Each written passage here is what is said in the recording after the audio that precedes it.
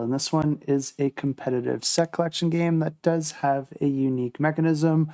where a whale is eating all your cards. This is a game where players are going to be drafting Krill cards from a shared supply in order to try and gain different sets in order to score the most victory points at the end of the game. But what makes the drafting really interesting in this game is that before you put any of those Krill cards out, you're first going to be putting out a row of these whale action cards. The market might have a different amount of cards depending on player count, but players are going to be taking turns drafting those cards, taking it into their supply, and then activating any effects of the card that they drafted, if it has any effects to activate. You're going to be putting that card into a tableau in front of you so that all players can see, but then you're going to be activating the effect of the whale action card that was underneath the card that you just drafted. The whale action cards always remain in the center of the table, so you don't draft them with your cards, they're just going to have a new card put on top of them. But all these cards are going to be either affecting the whale or the whale's target in some way, because the whale is always going to be targeting one player. The different action cards could change that target clockwise or counterclockwise, or even target the player who currently has the most points.